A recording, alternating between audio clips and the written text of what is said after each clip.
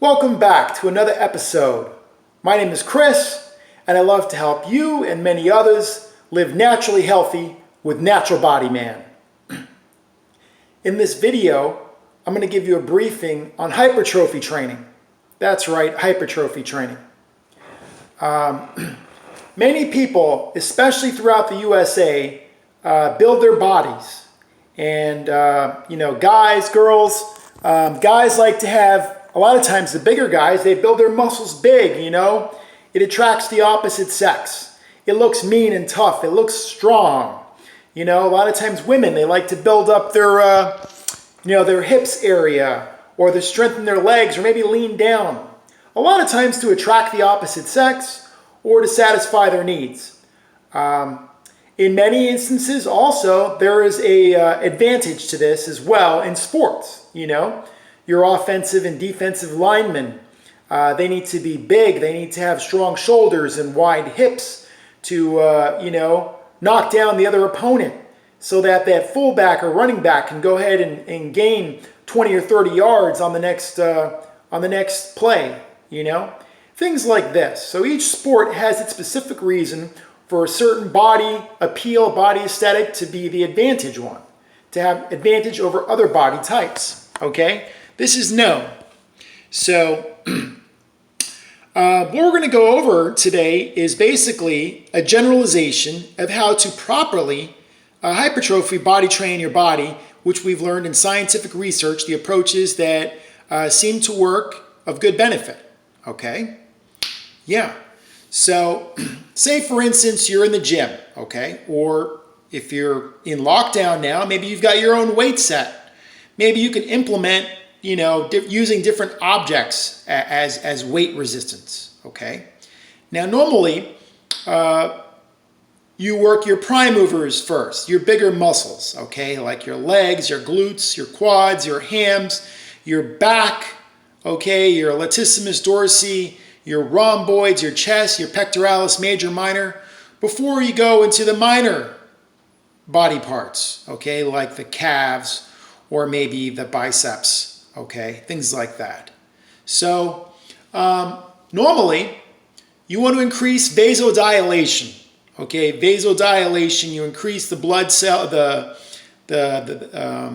blood cells and the veins, okay? You increase, you expand, you're widening. So in order to do that, we do more repetitions. Normally between 50 to 75% of your one repetition maximum, something that you can lift between 10 to 15 times, okay, maybe 8 to 12, will give you a lot of vasodilation, okay, which is a safer way to do for those that are not advanced trained. You can also get vasodilation lifting heavy weight above 75% of your one repetition maximum, okay, but these are a little more strenuous on your GTOs, muscle spindles, ligaments, and tendons. So if you're not experienced, at least 3 years in weight training, then stick with the lighter weight, okay? Now, another thing, you take rest breaks, okay? Now, for your bigger muscle groups, you may want to take 90-second breaks, okay? But generally, I know when I started out in the beginning, knowing that I'm doing hypertrophy training, I would take 60-second breaks. That's right, 60 seconds, okay? And personally, what I would do is I would drink ice cold water because I know that ice expands because you get ice in the refrigerator. When you put water, water becomes ice and it blows up. So I would drink ice cold water. And personally, I would eat bananas, okay? And I found that my body expanded quick, okay? This is just me personally, okay? So now if you're focusing on certain regions of your body, like say for instance, you've got big legs, but you've got a small chest, or vice versa. Or maybe you have a small butt, So then maybe you would do more squats and lunges and exercises and movements that would vasodilate that specific region, okay? Now what I see a lot of people doing is they're hypertrophy training, but they're also hypertrophy training the rest of their body, okay? Now if you want to get a bigger chest, but you don't want bigger arm, you have to put the attention where you want it most, where you need it most, okay? So if you want a bigger back, then vasodilate your back. But don't work out your chest so hard. Don't forget about your chest. Just work out your back so that your body frame, your musculoskeletal system will change and you'll have a bigger back, okay? So get that through your head, okay? Because a lot of us, we keep burning the candle all the way to the end and exercising everything else. Well, the body will just spread it out everywhere. So you need to concentrate all the blood in that specific area that is most important, where you want the hypertrophy, where you want the body shape, where you want to become bigger, Yes, I said it, okay? So a normal protocol that we see to this, you can see it right here, is right there, okay? So if you go there, you rest break for 60 to 90 seconds, okay? Sets, you do at least 3 sets or more. Now when you're advanced, okay, sometimes 2 sets is all you need, okay? I've been weight training since I was in my teenage years, even younger, okay? But pretty much teenage years. If I do 2 sets, okay, I vasodilate, especially when I'm drinking water before and, you know, doing the whole thing and eating the banana and doing the whole thing. Yeah, my body gets really pumped just off 2 sets. And that's only once every 10 days, okay? So that's when you're advanced, okay? So, but for beginners and for intermediate, you know, you're going to probably want to vasodilate more if you haven't had big muscles before.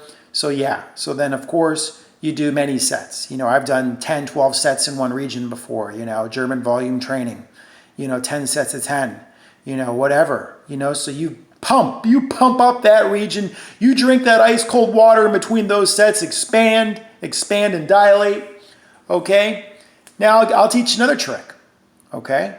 Now our rules here are to do equal to or less than 4 movements, okay? 4 exercises. Equal to or less than 4 exercises with at least 3 sets in each exercise. But if you want a hypertrophy, then you just focus on that one area and you just do the exercises in that area, okay? Okay, yes. And a lot of times I notice great results when I just do one movement. That's it. I do one exercise, but I do a whole lot of reps and sets. That's right, for that day. Okay, then maybe I take the next day off. And then maybe I work out like a Monday, Wednesday, Friday. And I focus on that specific area or that area in another area. Okay, but one area per day. Okay, but our general rule of thumb, yes, is 4 or less movements. Okay, okay, and I would recommend to do it in the same region, around the same area. Okay, and do at least 3 sets or more if you're not an advanced weightlifter or bodybuilder. Okay, and these, of course, you know, if you're a bodybuilder, then this is, you know this lingo. You know this lingo better than I do. Okay, so that's pretty much it, you know. Yes, it does have its advantages to have wide hips, a bigger torso, a smaller midsection, okay, for more flexibility, range of motion, but yet to have those wide shoulders, things like that. Or maybe to have wider hips, okay, or whatever. You know, we all have our certain goals. So listen, I appreciate you taking the time out to share this time with me, and I root you on in your goals and working with your clients or yourself and what you're doing. And please like the video, and remember always to have fun and to exercise. Yeah! Yeah!